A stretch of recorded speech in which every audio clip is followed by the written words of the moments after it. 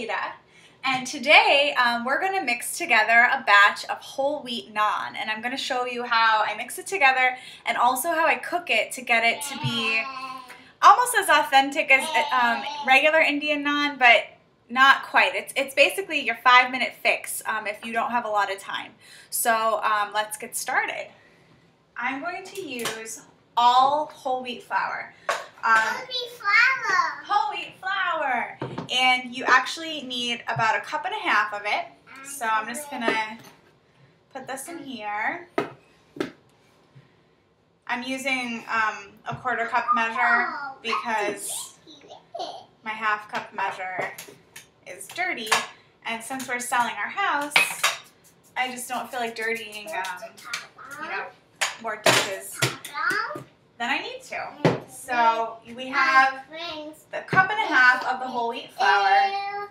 And next we're going to do some baking powder. We're just going to do a nice tablespoon, a full tablespoon of that.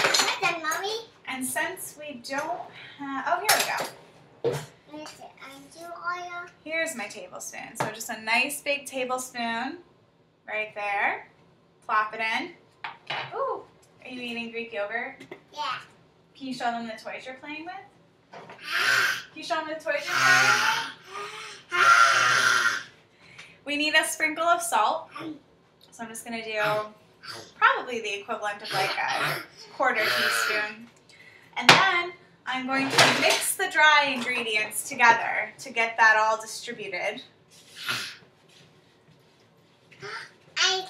It's a yogurt. Is it yummy yogurt? So now we're going to take Greek yogurt. I like using Greek yogurt just because it's usually what we have in the house. I think regular yogurt could work well too. But we're going to take a 1/2 cup of the Greek yogurt and just put that in. And then what I do next is I add a 1/4 cup of water, but you might need more. So let's get some water. Ada, should we add the water? So we're going to add this 1/4 cup, and I'm going to just mix it together and see what consistency I come up with. I start conservatively with the liquid because it just depends on the brand of flour you use and also just the weather conditions for how much moisture your flour is going to absorb. And you want to come up with a malleable ball of dough, but also not too dry and not too sticky. Right, Ada? Not too sticky? Yes. So I went from using my spatula to just using my hands, and it does seem like mine is a little too crumbly. So I'm going to add another, I'm going to get another 1/4 cup of water. Alright, I'll get her for you. I'm getting another 1/4 cup of water, and I'm going to add it about, I'm adding about half. And I'm going to mold that in. Here. And see where that gets us.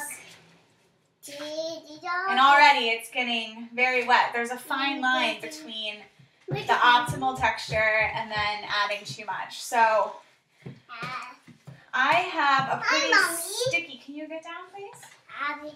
A pretty sticky ball of dough. So it looks like this. And because it's so sticky, I probably should have added only about another tablespoon of the water. So what I'm going to do now is roll it out with a little bit of flour. Here, honey. My hands are dirty, so why don't we take your animals? So I'm just taking a handful of the whole wheat flour, and I'm going to sprinkle it down on my work surface and just flatten my dough out.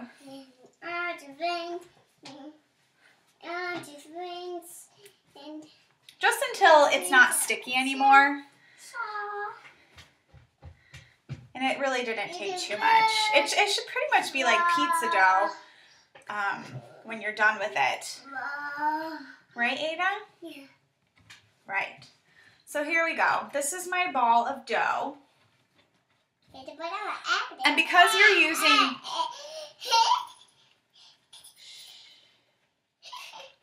Because you're using baking powder as the leavening agent, you don't need to let this rise.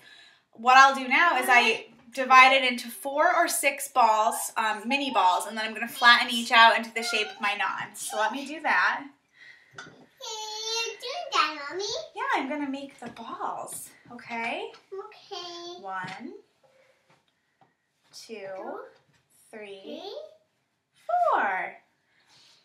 And for each one, I add, again, a little bit more flour as I flatten them.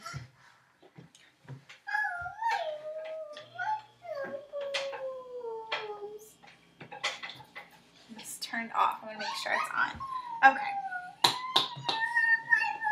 And next, I'm going to show you the way I cook these over the stovetop. But basically, you just want a well-coated disc of almost naan that won't stick to your hand, and it's going to actually get bigger from here, but I'll show you that part next. So I'll be back. So I'm getting ready to actually bake my naan. Actually, I use the stovetop to cook it. I have this old fry pan that I don't know if you can see.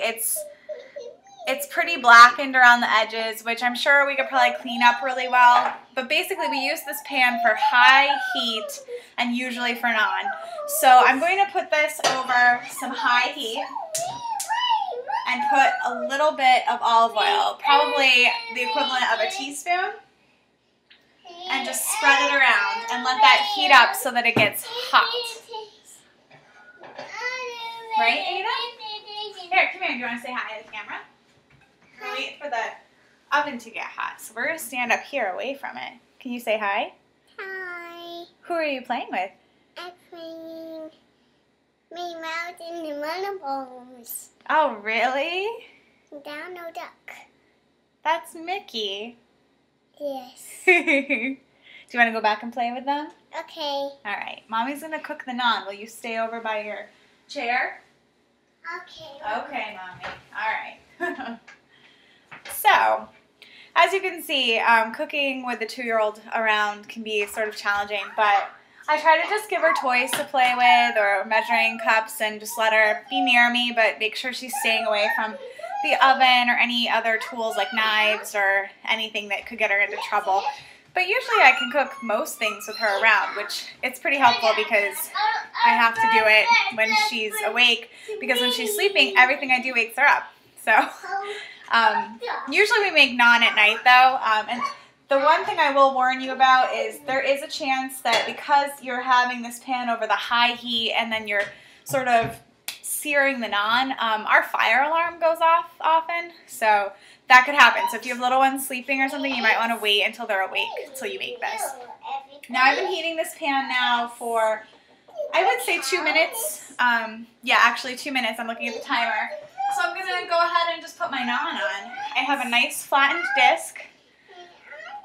This is the size that I got when I made it into 4 pieces of naan. And so I'm just going to put this right on my pan, and it is sizzling. So I'm going to actually lift this and show you. And what I do is I flatten it as I cook it.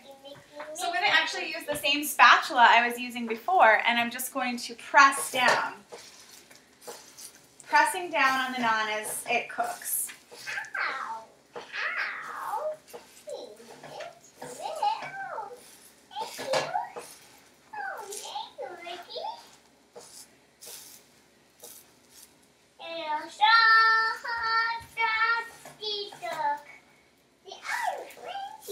There's a lot of smoke that you'll probably see.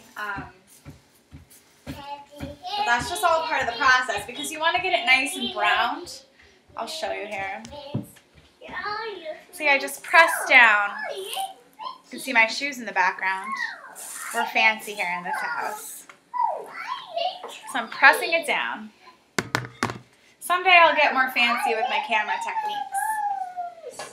When it seems to not be sticking as much to the bottom anymore, I turn it over. I just flipped it over, and I repeat the process on the other side. So I'm just going to push it until it gets nice and baked.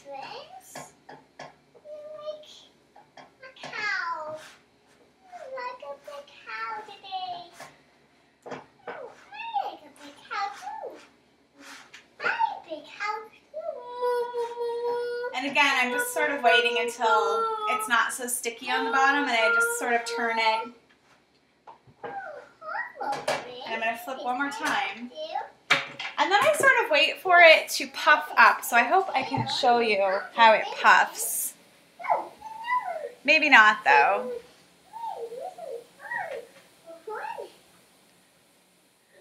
I don't think that's working. So maybe I'll try to edit this part out.